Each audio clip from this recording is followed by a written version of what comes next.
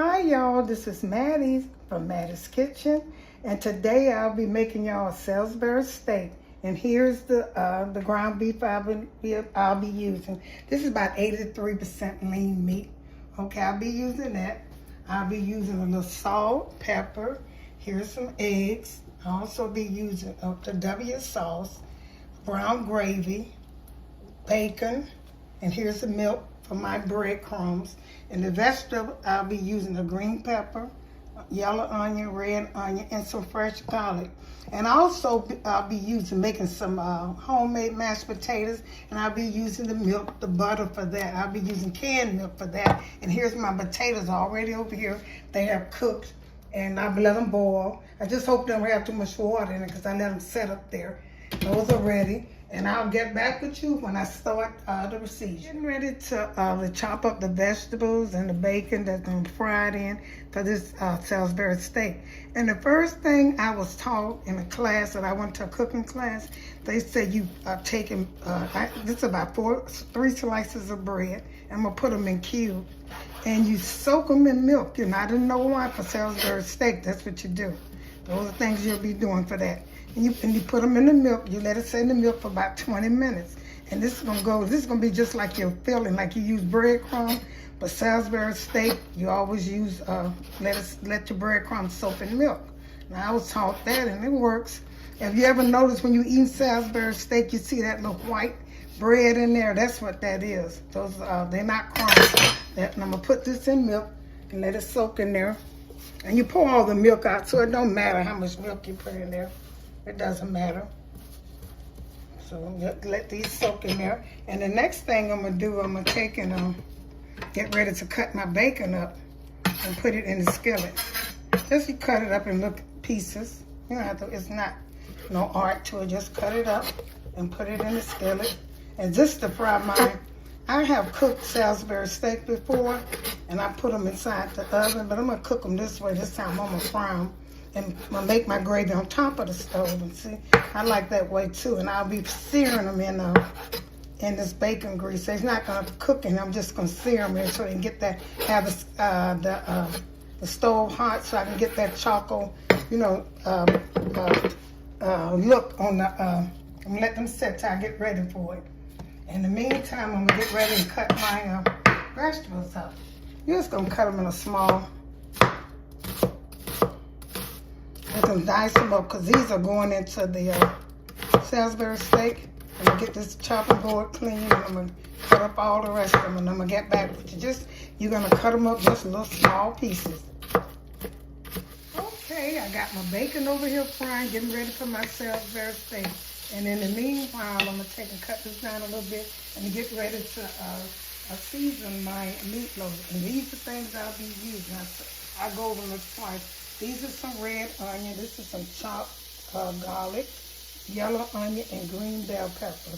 And make sure you chop them very finely because you don't want to be, tasting no raw vegetable or not cooked vegetables in Salisbury steak. And I told you about the breadcrumbs. I soaked them in milk for about 20 minutes. I'll be using the W sauce, some Worcestershire sauce. I'll be using some brown gravy, a little salt and pepper, and some 2 eggs, fresh eggs. And these are things I'll be using. First thing I'm going to do, it doesn't matter what order you go. I'll take and put my vegetables, go all the way around them. I'll be using these vegetables again. I'll be using them again when I do my gravy because I always cook my gravy in some vegetables so it can season good. So I'm going to save some of these, go around them. That's my red onion. Here's my very chopped fine garlic. Save a little bit. And here's my yellow onion, go all the way around it. Once I mix it, I put a little bit more back on these vegetables back on here, in here. And here's my green bell peppers. Those are my vegetables I'll be using. I don't use no more vegetables. And so I use that. And I also use some pepper. Just a kind of small bowl, but I like mixing mine in there, so that's why I got to mix it and put a little bit more seasoning in it. That's pepper. Like I said, I use a little salt because the bacon don't have a little salt in it too. Just a little salt, go around it. Okay, and I'll be using this pack of brown gravy mix in here. pack everything in here. This seasons very well.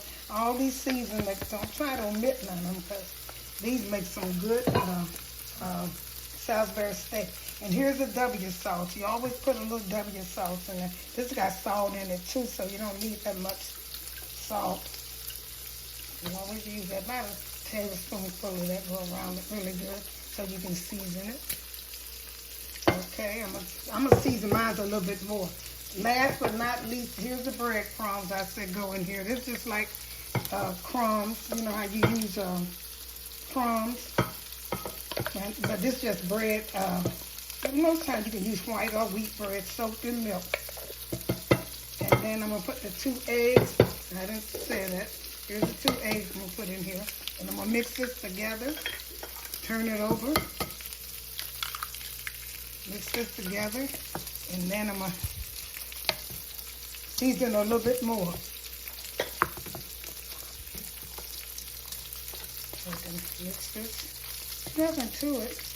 You want it so you don't want them too wet because you got to shape them into, you know, a little oval shape. Some people shape them round, flat. It's up to you. I'm used to shaping mine like a football, oval shape. You know, that's how I'm used to shaping mine. I'm going to mix this up and add a little bit more. I'm going to get back with you if I have to add. Once I mix this up, I'm going to get back with you and see if I have to add any more ingredients. Okay, I started shaping this one off the camera. You want them shaped like a football, but not too big. You don't want them too big because they can get meaty, and sometimes people don't like a big piece of Salisbury. Excuse me. A big piece of Salisbury steak. So I'm going to shape these like a football, and you mash them down. You don't want no lumps, hump. Some people make them like, you can make them like a hamburger pad. That's up to you. But I shape mine's oval. And I'm going to put them in that bacon grease over there. And let them sear a little bit. Get that kind of brown sear, cut them up high. This was almost 3 pounds, so it looks like I'm going to get back maybe 6 or 7 of these up here, maybe more. Yep.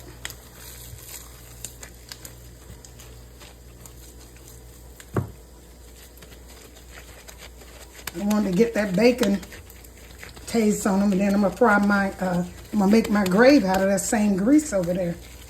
That'll be so good. If you never taste them like this, try them. These are a lot of Salisbury steak. I didn't know I was gonna get these many. They kind of big too. It's a good serving. Okay, this grease is about ready. I'm gonna take this bacon out and get back with you. Okay, here's my Salisbury steak. I'm going to lay them in this hot grease so they can brown a little. I had to cut the stove off because I didn't want it. The bacon has, this bacon grease. And once they brown a little bit, you don't want them to fully cook because they're going to fully cook in that gravy mix. You just want to get a good brown piece on the cut the stove up high so they can brown on each side and you turn them over. And cook them in that bacon grease. It's up to you. You don't have to cook them in no grease. You can put them in the oven.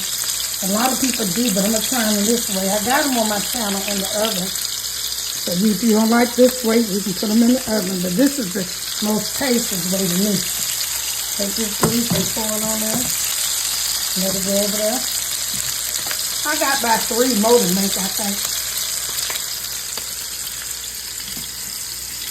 Cut it down some. I just wanted it brown. It don't take Salisbury steak long to cook now. So don't let it stay in there forever. It's not no cube steak.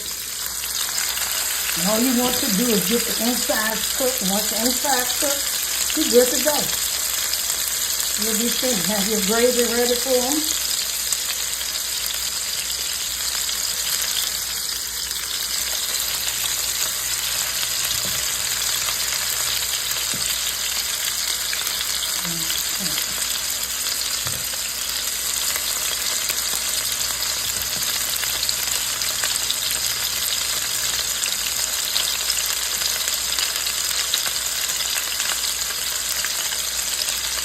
Okay, I got about 2, 4, 6, 8 of them, so I'm kind of let them turn around a little bit so I can be able to turn around and get ready to start making my gravy. Okay. That's the look I wanted to give them. They're not done all the way. They're going to finish cooking in the gravy on top of the stove. These are so good. They smell good. Now I'm getting ready to make my gravy. And my mashed potatoes is made over there. Like I said, if you don't know how to make it, check it out. My channel. Here's the grease from that. I'm going to put my bacon back in here. Let the stove get hot. Put my flour. You know how to make gravy. Mix. You don't need that much. Some people put broth. I might put a little broth in there. I don't know. But I'll get back with you once I get started on my gravy. Okay, I'm getting ready to make my gravy. I put a brown. I use this right here. I always use this to make it taste so good. Brown gravy mix. That's what it is. But I enhance mine. And I put a little flour in here. That's all to it. And I might put a little broth in here. Chicken broth, I might. That's what I have. I don't know. I'm going to stir this up, and you got to have me some hot water. Stir this around and make my gravy. Look at those Salisbury steaks. They're going to finish cooking in here. These going to be some delicious. You better try you some of these. That bacon grease, that all the ingredients of fresh vegetables, gravy mix, and the W sauce, all those things came with them. I put a little bit more flour because I want a little bit more gravy. But you're going to have equal amount of flour. Just you make a paste. That's what you're making, a paste. You're not used to stick those, use flour and water for paste and stuff. It's about the same as that. Cut it up. You know it takes pepper. It takes pepper and salt. You have to taste it. I mean, because if you don't have enough salt and gravy, it's not. You wonder why it don't taste right? Because you don't have enough salt, and that's pepper. So I'm gonna pour this water in here so I see how I got it.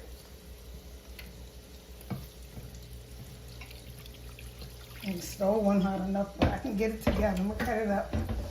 I do that sometimes for protection because I don't want to get splashed. So this gonna make the best gravy with this bacon bits in here. Fresh bacon.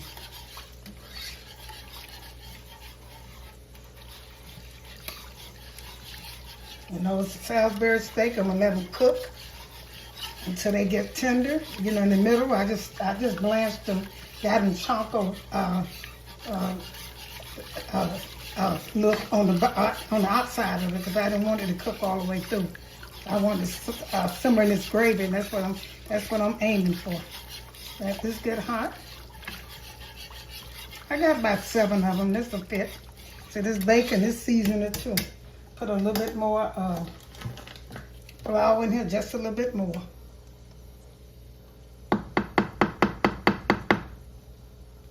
And I probably put a little of this stock in this chicken stock in here, just a little bit, so I can have more. And then if I do that, I'm gonna have to definitely add more flour. Just enough. You definitely have to add more flour because you want this to thicken up. So that's coming. Put a little bit more flour and water.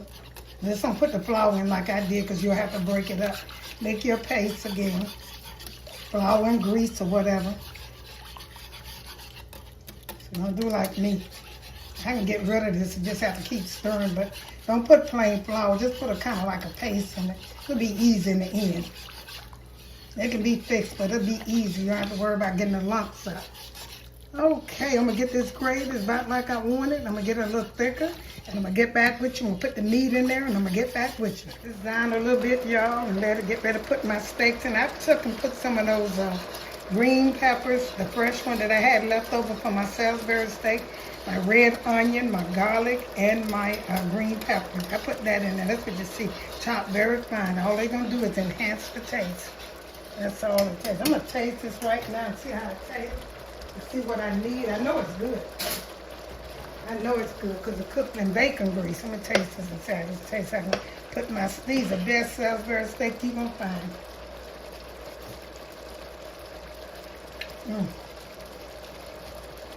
This is good. This is good. I'm going to put a little bit more broth in here. It is delicious.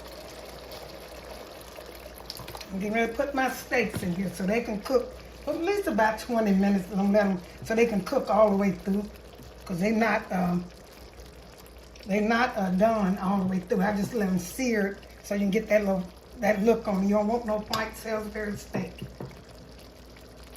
So I'm gonna put these. I'm gonna put some gravy on top of them. I'm gonna put a top on them, and I'm gonna let them sear in this gravy mix. And get ready to put this on a plate for y'all and see how good this looks. You know it's good. It's from Mattie's Kitchen. Gotta be good. Okay. Let them simmer. Put the gravy on top of it. The gravy's not gonna thicken up that much because ain't no flour on these like if you was doing chicken or pork chops. So I'm getting them. Thing. Put the gravy on it. Look how good that look, y'all. These fresh peppers I put on it. I know you've never seen it like this, but these some excellent, oh Lord, Salisbury steak. Okay, I'm gonna let these simmer, like I said, till they cook in the middle, and put them on a plate and serve them to you.